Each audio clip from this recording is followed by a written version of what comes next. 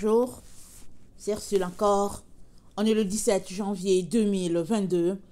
Alors, je viens sur la trompette ce matin encore et je viens proclamer le retour de notre Seigneur Jésus-Christ. Soyez tous bénis et soyez encouragés. Amen. Que le nom de notre Dieu soit élevé à tout moment et que nos vies lui soient entièrement consacrées. Alléluia. Alors, as-tu revêtu Christ? Amen. As-tu revêtu Christ? Alors, souvent en tant que chrétien qui aime le Seigneur, alors souvent on se dit qu'on a revêtu Christ. Alors, ça veut dire quoi, revêtir Christ? Amen. Alors, j'étais en train de prier samedi. J'ai prié, j'étais dans la présence du Seigneur. C'était vraiment un bon temps. Amen. Il arrive souvent que je me lève le samedi et puis on sait tous que c'est le sabbat, c'est le jour du repos. Et souvent, je veux juste me reposer juste dans sa présence et puis juste venir rester tranquille. Et puis, ben voilà. Et me laisser instruire, me laisser pénétrer par vraiment sa présence. Et alors, pendant que j'étais là, il m'a donné le nombre 1902 dans la concordance grecque. Alors, 1902, ça veut dire, je vais le lire, je ne sais pas si je le prononce bien, ça veut dire, attendez, c'est eupendiomé, c'est ça, eupendiomé, et cela veut dire avoir mis un autre vêtement. Amen. Alors, j'étais là, vraiment dans sa présence, aussi de temps en temps, en train de prier, d'élever des louanges et tout. Et le Seigneur me donne ce nombre-là, 1902, et me confirme que j'ai mis un autre vêtement. Et donc, je suis allée regarder, ça a dit mis un autre vêtement. Et je suis allée donc faire mes recherches. Et j'ai trouvé que ça correspond à avoir revêtu Christ. Et ça correspond aussi à entrer parfaitement dans le vêtement qui est fait pour nous. Amen. Alors, c'est entrer parfaitement dans le vêtement qui est pour nous. Vous savez que Jésus-Christ a un vêtement pour chacun. Quand on va le voir, on va revêtir ce vêtement-là qu'il va nous donner. C'est pourquoi il a dit, au vainqueur, il lui sera donné. On va lire ce qui arrivera au vainqueur. Ça, c'est dans dans Apocalypse. Attendez.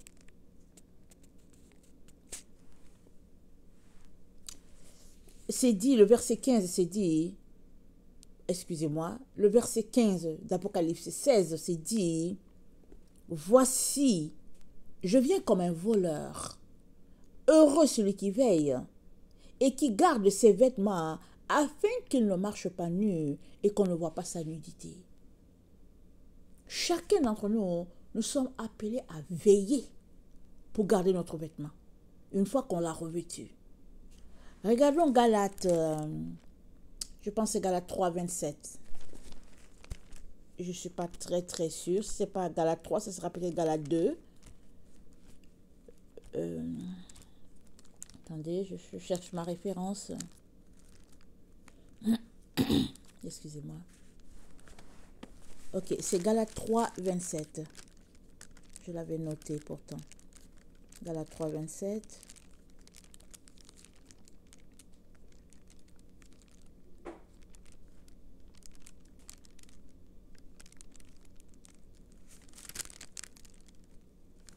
Ok. Ça dit, vous tous qui avez été baptisés en Christ, vous avez revêtu Christ. Amen. Vous tous qui avez été baptisés en Christ, vous avez revêtu Christ. Amen. Alors, nous savons que quand on donne sa vie à Jésus, alors on va se faire baptiser. Mais je parle de la vraie conversion, n'est-ce pas? Il y a des gens qui donnent leur vie à Jésus parce qu'ils ne veulent pas aller en enfer. Ça, ce n'est pas la vraie conversion. Pourquoi? Parce que tu es là pour un but bien précis, tu ne veux pas aller en enfer. C'est pourquoi tu es là. Ce qui fait que tu n'es pas vraiment complètement avec Jésus. Toi, tu as tes intérêts et puis tu essayes de voir comment est-ce que tu peux ne pas aller en enfer, comment tu peux jongler pour ne pas faire ceci, et puis bon, voilà, etc. Je ne parle pas de ceux-là.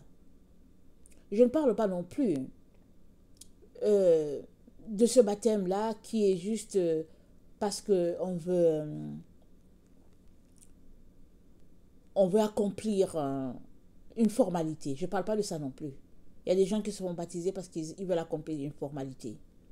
Mais il y a d'autres, ils ont donné leur vie à Jésus et en lisant, ils ont lu que le baptême est important, que tu as besoin de te faire baptiser parce que celui qui se croira et qui se fera baptiser.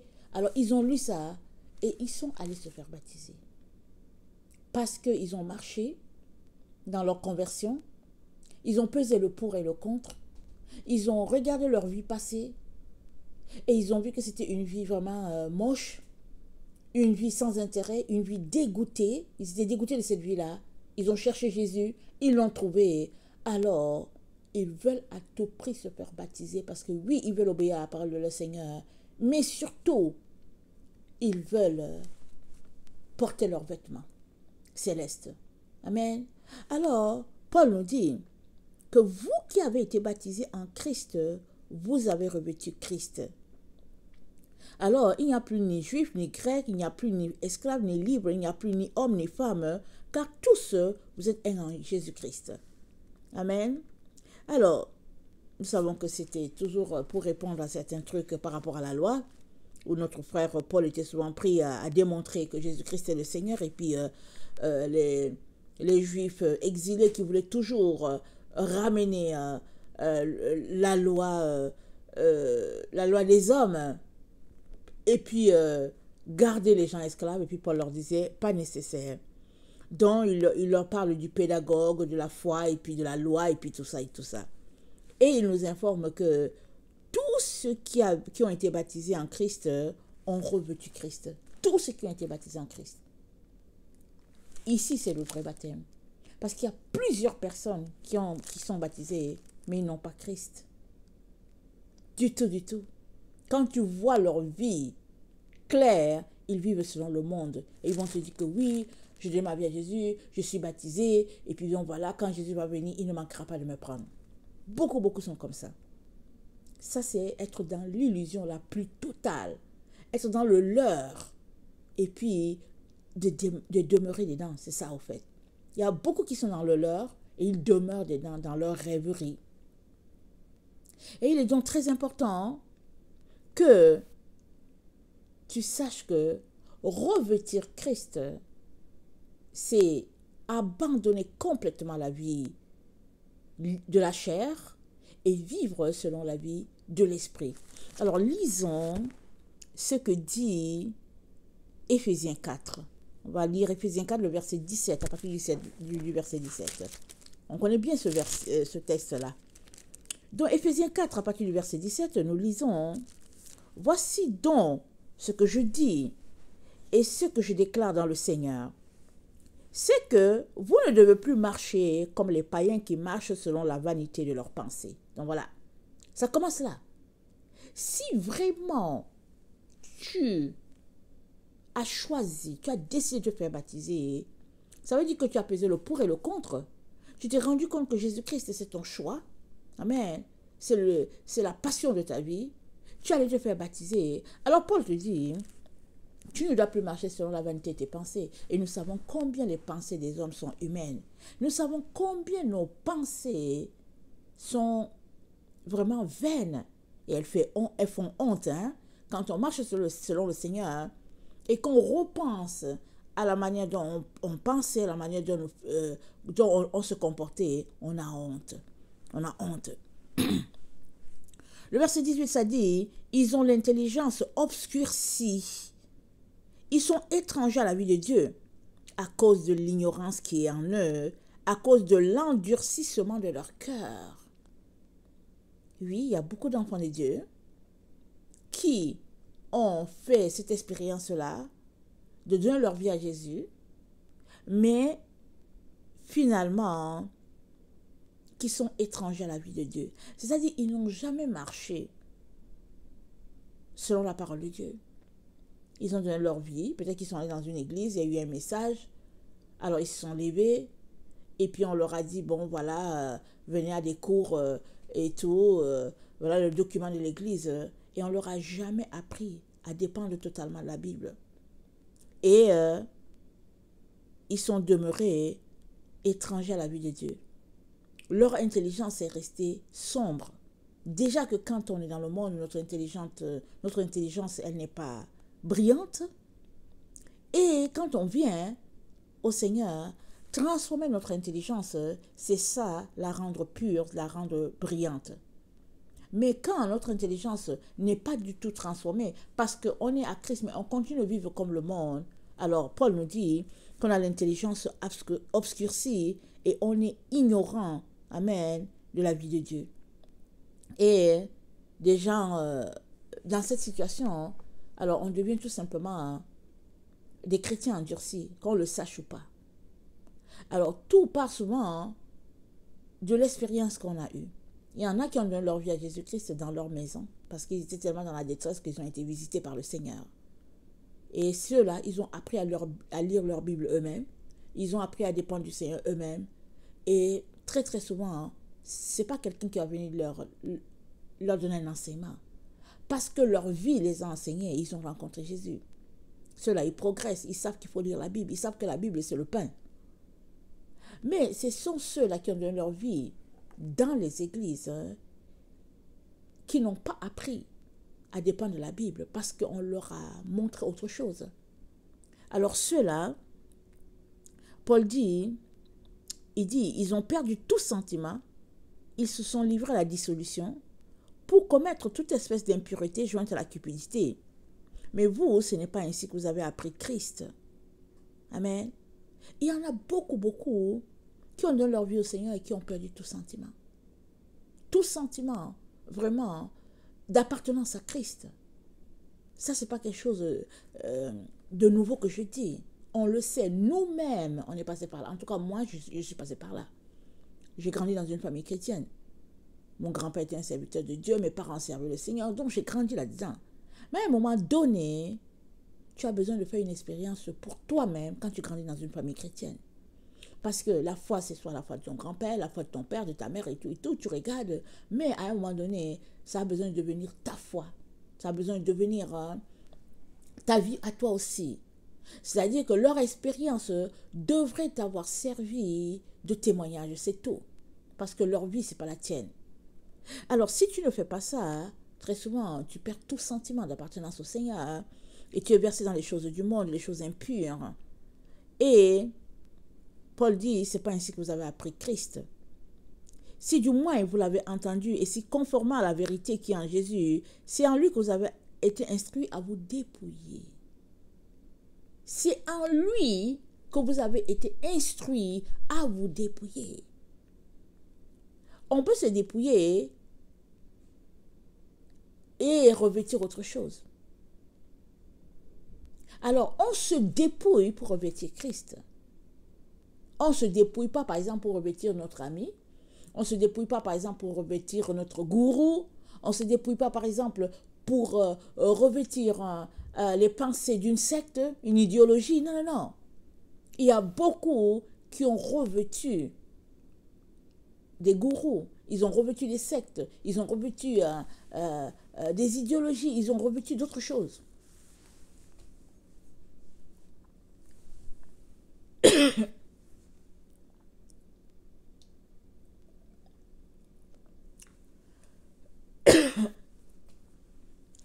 Et ayant revêtu ces autres choses-là, ils ont tout simplement revêtu le diable.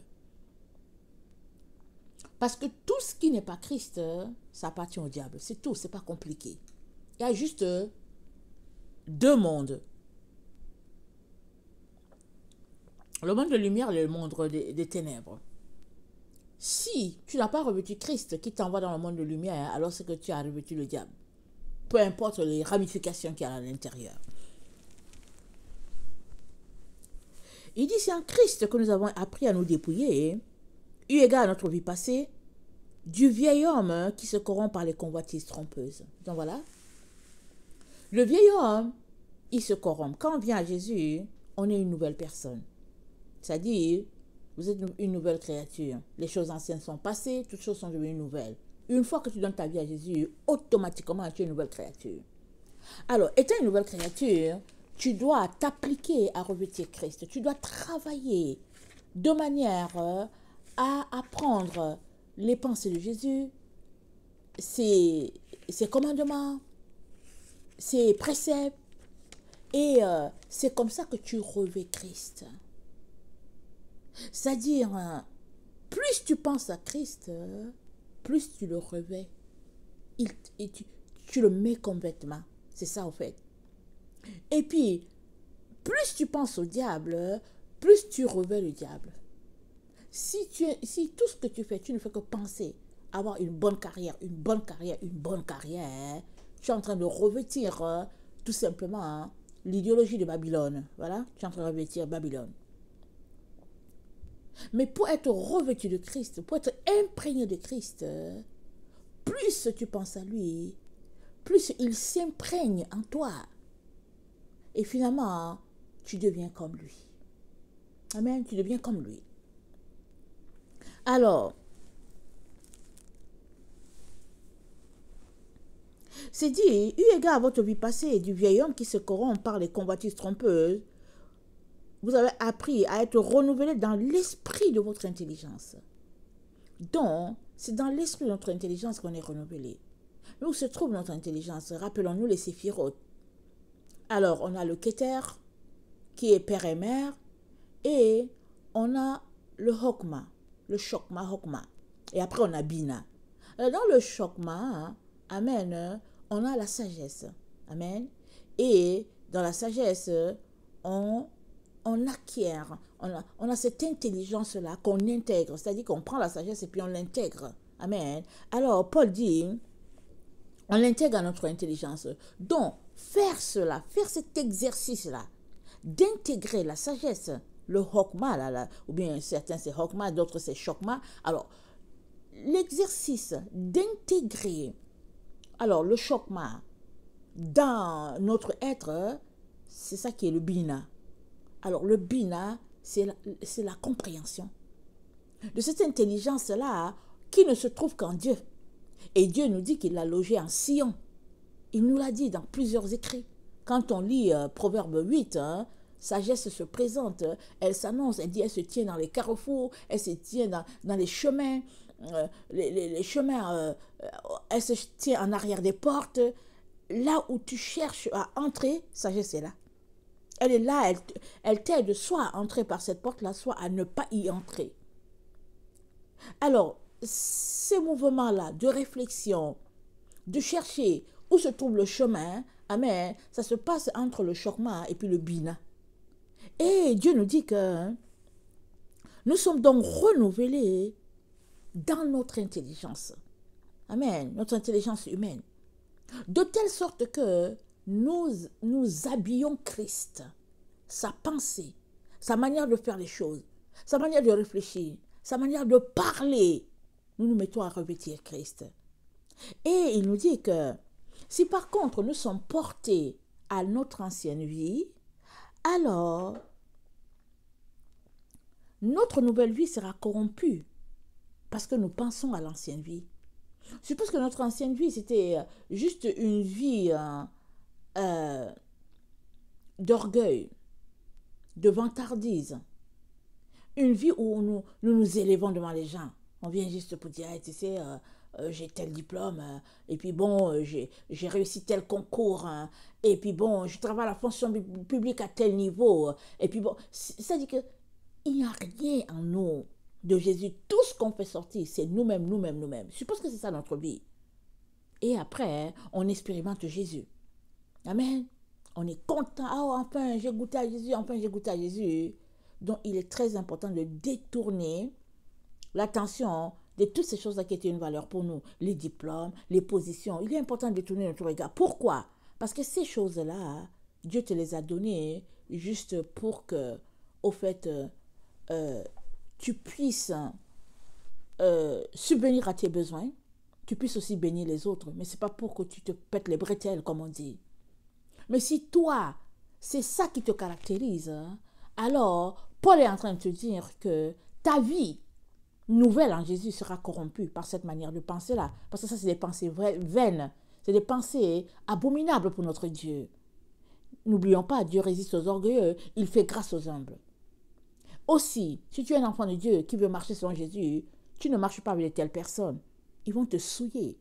Ils vont te corrompre. Ils vont toujours te faire savoir ils vont toujours te montrer que tu n'es rien, toi qui cherches Jésus. Parce qu'eux, ils sont quelque chose, parce qu'ils ont des diplômes, parce qu'ils ont une position sociale, parce qu'ils sont un cadre quelque part, parce que leur nom dit quelque chose à cause d'une position sociale. Mais dans le fond, ils ne sont rien. Ils n'existent même pas devant Dieu. Parce que la personne qui existe devant Dieu, c'est la personne qui a donné sa vie à Jésus-Christ et c'est la personne qui travaille à se connaître pour savoir qui elle est. C'est cette personne-là qui existe devant Dieu. Donc il y a beaucoup qui disent qu'ils sont enfants de Dieu, mais au fait, ils n'existent pas devant Dieu. Dieu ne les connaît pas. Alors Dieu te dit de ne pas marcher avec les personnes qui ne se connaissent pas. Elles sont là pour te corrompre, elles sont là pour te souiller. Et toi, tu dois passer ta vie, à partir du moment où tu donnes ta vie à Jésus, tu dois passer ta vie à revêtir Christ, c'est tout. C'est ça. C'est ça le but de la vie de chaque enfant de Dieu.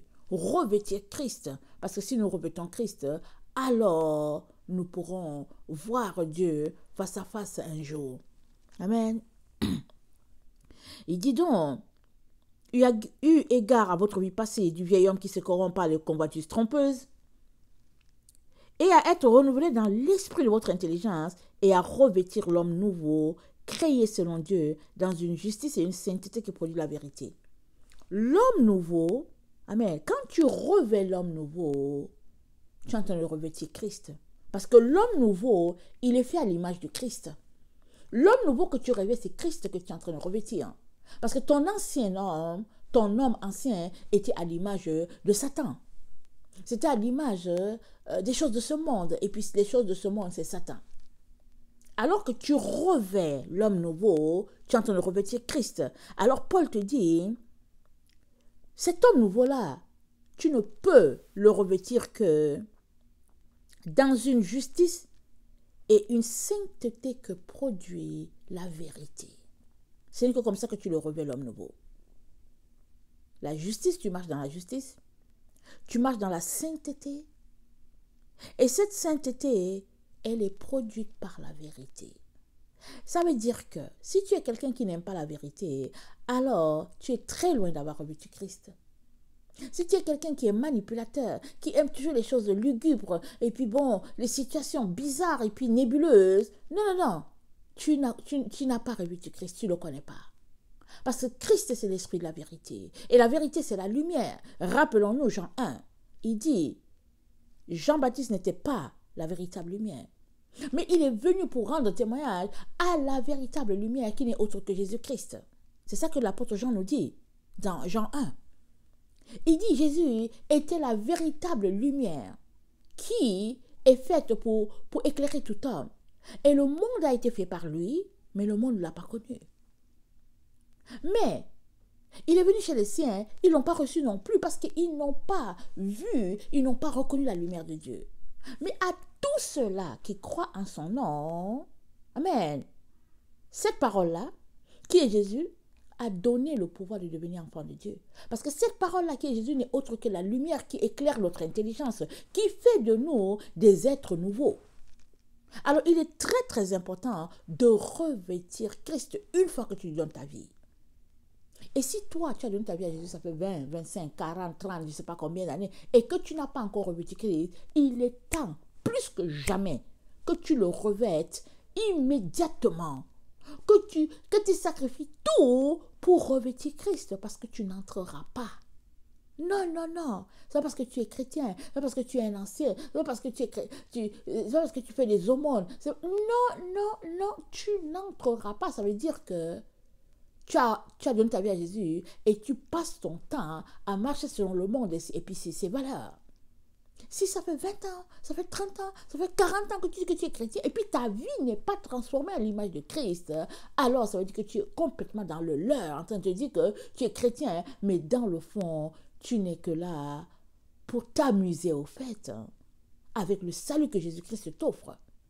Allons-y, regardez Matthieu 22. Matthieu 22, le verset 1. On connaît bien ce passage-là. Souvent, les choses sont souvent difficiles à comprendre, mais Dieu est bon, il aime toujours éclairer ses enfants. Alors, la parabole des noces. Jésus prenant la parole leur parla de nouveau en parabole et dit: le royaume des cieux est semblable à un roi qui fit les noces pour son fils. Il envoya ses serviteurs appeler ceux qui étaient invités aux noces, mais ils ne voulurent pas venir.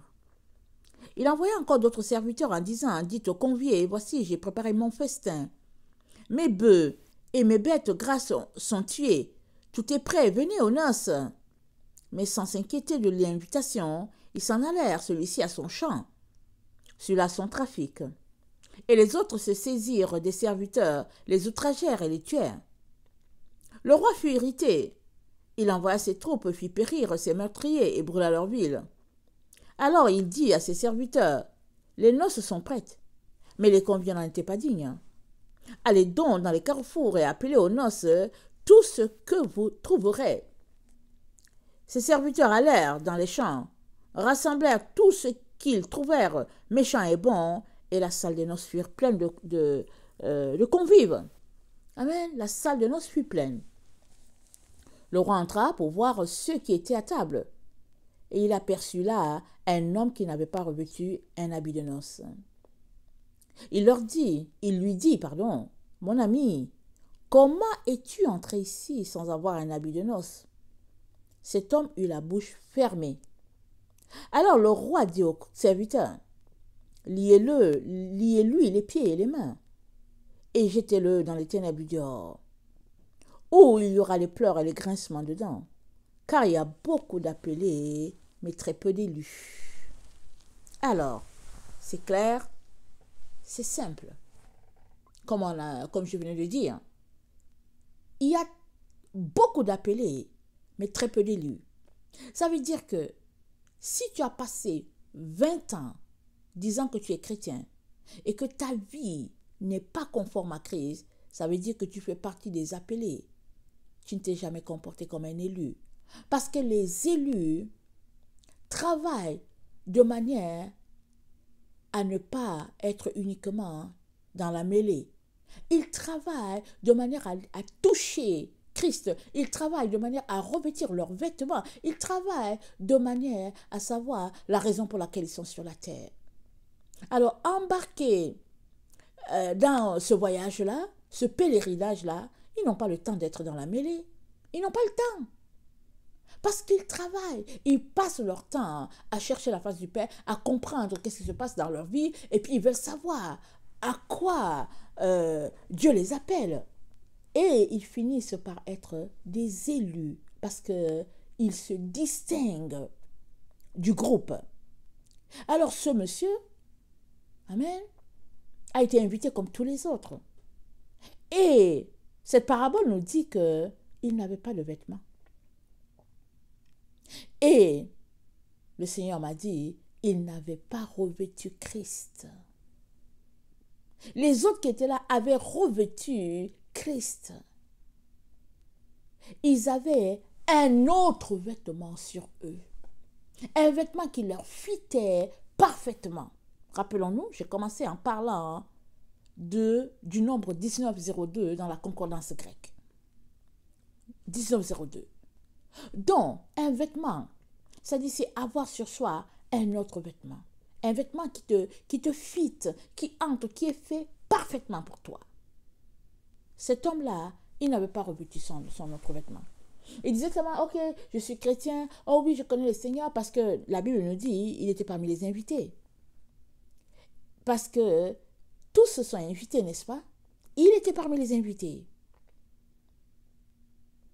Mais quand le roi est venu, le roi s'est rendu compte que son vêtement était sale. Alors, je ne sais pas si vous avez souvent pensé, moi j'ai souvent pensé à ça, je me suis dit, mais je ne comprends pas. Comment il a pu se retrouver là-bas si son vêtement est sale?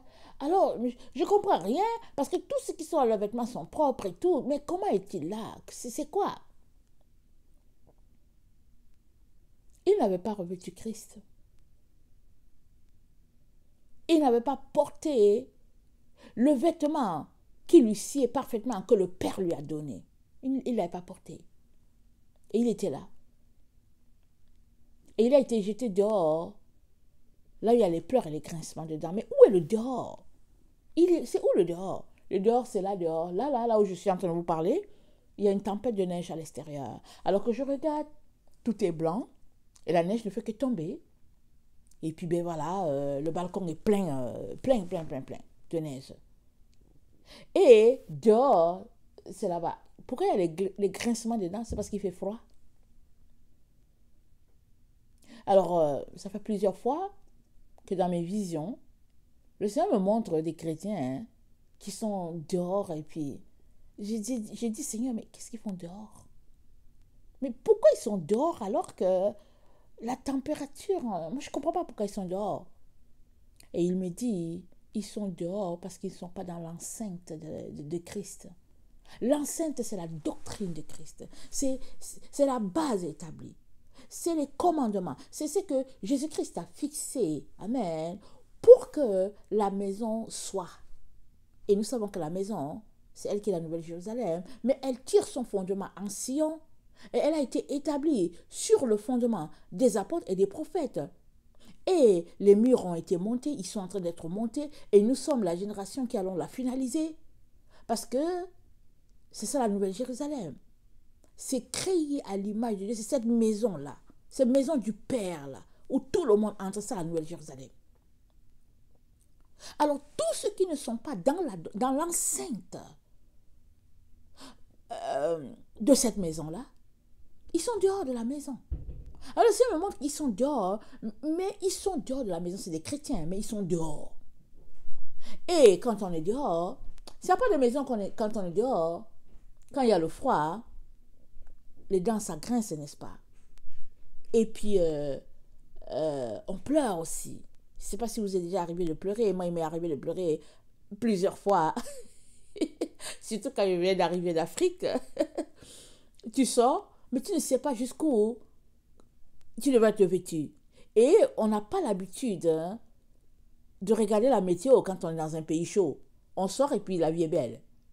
Mais quand on voit qu'il va pleuvoir, on regarde le ciel, on se dit, ah, on dirait que ce sera une grosse tornade. Alors les gens vont te dire, ne sors pas parce que ça annonce que c'est mauvais. Mais sinon, la vie est belle chez nous, là, il n'y a pas de problème. Alors souvent, il m'arrivait de sortir, je sors et tu marches un peu, tu te rends compte que tu ne peux pas retourner. Les pieds te piquent parce que tes chaussettes ne sont pas en laine. Et puis d'ailleurs, on ne sait même pas si on porte les chaussettes en laine. Vous savez, quand on est jeune, on porte juste quelque chose de léger.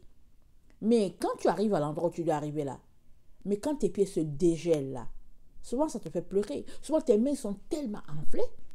Et puis souvent quand tu ne sais pas comment ça fonctionne, tes mains te picotent parce que tu as pris froid et tu fais l'erreur d'aller le passer sous de l'eau chaude. Et c'est la pire des choses. Et tu te mets à pleurer. Et puis ben voilà. Dehors, il y a les pleurs et les grincements dedans. Ce sont des choses comme ça qu'ils vivent.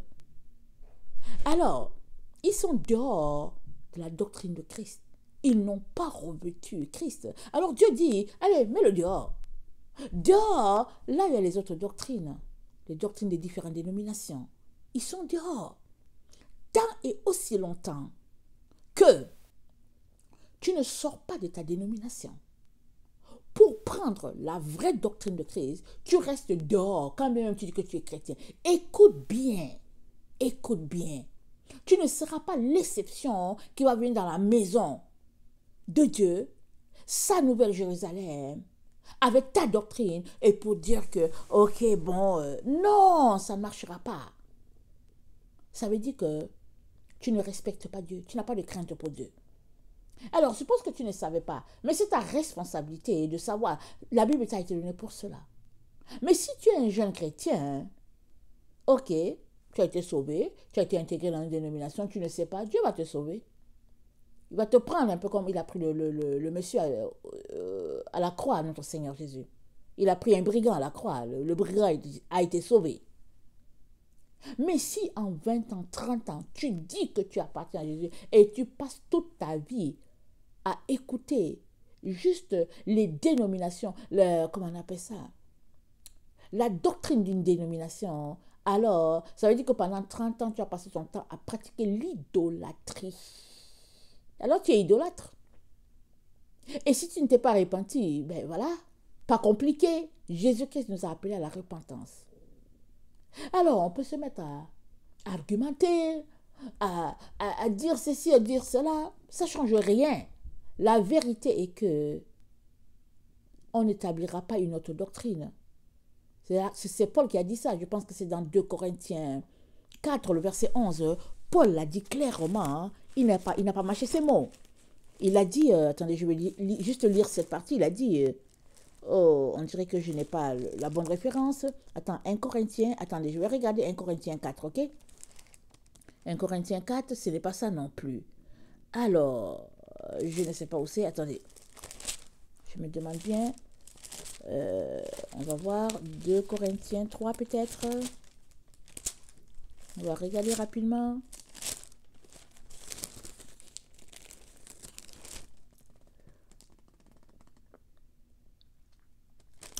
Ce n'est pas ça non plus. Alors, je ne sais pas où est la référence, mais on ne peut pas établir une autre doctrine que Christ, parce que ça a été dit, on l'a déjà vu plusieurs fois. Ok, c'est 1 Corinthiens 3, le verset 11, c'est dit, car personne ne peut poser un autre fondement que celui qui a été posé, à savoir Jésus-Christ. Jésus-Christ, c'est le fondement qui a été posé. La pierre, là, elle a été posée en Sion. Et c'est Jésus-Christ, cette pierre-là. Elle a été posée. Tu ne peux pas amener une autre fondation. Même si dans ton fondement, il n'y a que juste bon, 1 ou 2 points qui diffèrent un peu. C'est du mensonge. C'est mépriser Dieu que de venir avec une doctrine qui est sale, qui est abominable. Parce que toute personne qui contredit le créateur de l'univers, en tout cas elle est en abomination à l'Éternel, elle a posé un acte vraiment qui mérite tout simplement d'être écarté de la gloire de Dieu. C'est pas compliqué, Dieu l'a dit, il est clair. Il l'a dit maintes fois. Alors il y en a qui ne savent pas, et puis Dieu sait que s'ils savaient, Dieu sait que s'ils avaient la connaissance, ils allaient obéir. Il sait tout un chacun. Il connaît la pensée de nos cœurs. Mais tu ne peux pas avoir une autre doctrine et en même temps revêtir Christ. Ce n'est pas possible. Tu ne peux revêtir Christ que parce que tu as accepté tout ce qu'il a dit. Et sa doctrine, et ses préceptes, et les commandements du Père qu'il nous a donnés, et toute sa personne, telle qu'il est, la façon qu'il est. Ce n'est que comme ça que tu peux revêtir Christ. Alors ce monsieur-là, il a été invité, il s'est retrouvé là-bas, son vêtement était sale. Le roi, qui n'est autre que Dieu, le Père, dit, mais comment il a fait pour être ici? Comment ça dit que, qu'est-ce qui s'est passé pour que ce monsieur-là soit ici? Question de nous dire que revêtir Christ, c'est très très important. Revêtir le vêtement que le Père a prévu pour nous, c'est important. Parce que c'est son Fils bien-aimé, amen, qui a payé de sa vie pour nous. Et c'est quand on continue à lire le 1902, je le lisais en anglais, je ne sais pas si en français, je ne sais pas comment c'est expliqué, mais quand je continue de lire le nombre 1902 dans la concordance grecque, ils ont dit, c'est revêtir un autre vêtement, mais aussi ils ont dit, c'est souffrir soi-même. Voilà, c'est souffrir soi-même. Et souvent, il y a des gens qui disent que bon, il y a des gens qui sont offerts pour le Seigneur sur un plateau d'argent et tout et tout. Vous dites, Seigneur, je n'ai rien, mais voici, ils ont dit, ok, ils sont offerts, ils ont dit, Seigneur, moi je n'ai rien, mais moi je m'offre moi-même à toi. Donc, le texte de Matthieu 22 nous ramène, nous sonne la trompette à notre esprit à nos oreilles qu'il est très important qu'on règle ce problème-là. Passons-nous nos journées, notre temps à revêtir Christ pour être trouvés dignes d'assister au festin de l'agneau, les noces, ou bien tout simplement, nous contentons-nous de notre statut de personne qui a été sauvée un jour, sauvée toujours, et nous sommes dans notre leurre. Nous disons que bon, quand il va venir et tout et tout. Mais là où nous sommes là, si tu ne vois pas, il y a un problème. Le monde, les enfants de Dieu sont déjà divisés en deux. Ils sont divisés en deux. Il y a deux types de brebis. Il y a les brebis qui sont déjà de côté parce qu'ils ont revêtu Christ. Il y a les autres qui ont décidé tout simplement de revêtir le dragon. C'est ça la vérité. Il y a deux types d'enfants. Il y a ceux qui ont décidé de marcher selon la vérité. Il y a les autres qui ont décidé de marcher selon, bon, un peu le compromis. Et il y a les autres, ils se sont laissés entraîner de l'autre côté. Du côté là, il y a le compromis. Sans savoir, ils ont suivi les amis, ils ont suivi la famille, et puis ils sont là perdus, ils sont assis. Là où nous sommes, il y a deux types de personnes. C'est comme ça. C'est là où le monde nous a menés. Et Jésus-Christ nous avait déjà avertis. Et il a dit, priez afin qu'il vous soit donné d'échapper à tout ce qui arrive sur la terre. Mais qui doit échapper? C'est ceux-là qui seront dans les enclos. Il y en a qui n'auront plus bientôt le droit de sortir d'où que ce soit. Ils seront tout simplement mis en stockage à quelque part parce qu'ils ont refusé de marcher selon certaines directives. C'est ceux-là qui échapperont, qui ont besoin d'échapper parce que leur vie finalement va se réduire à 4 mètres carrés ou bien à 16 mètres carrés. Je ne sais pas comment on pèse, comment on mesure les espaces. Eux, ils auront besoin d'échapper, mais les autres, ils sont déjà dans les ténèbres du dehors. On appelle ça les ténèbres du dehors. C'est ça que Jésus m'a expliqué. Parce que moi, je ne comprenais pas c'est quoi les ténèbres du dehors. Est-ce que les ténèbres du dehors, c'est l'enfer? Tu es là, tu te dis c'est quoi? Mais les ténèbres du dehors, c'est déjà dehors. Alors tu marches, tu fais tout ce que tu veux selon ta volonté. Tu es de là, tu es à l'extérieur. Mais la vie de notre temps aura mené certaines personnes à être confinées. Et puis ben voilà, et eux, ils auront besoin d'échapper. Amen. Alors dans ces temps clos, où on les aura confinés, Dieu est en train de te dire, mais organise-toi pour revêtir ton habit de noces. Et ton habit de noces, il n'est autre que celui-là qui fit parfaitement pour toi que Christ t'a donné. Parce que moi, j'ai revêtu Christ, toi, tu as revêtu Christ, l'autre a revêtu Christ, mais nos vêtements seront différents, on l'entend. Parce que si je revêts Christ et que toi aussi tu revêts Christ, mais que mon vêtement c'est le tien, il y a quelque chose qui ne va pas, n'est-ce pas? Chacun a un vêtement bien prévu par notre Seigneur. Chacun a un vêtement. Et il nous a dit, ô vainqueur, on va lire. Excusez-moi, on s'en va dans l'Apocalypse.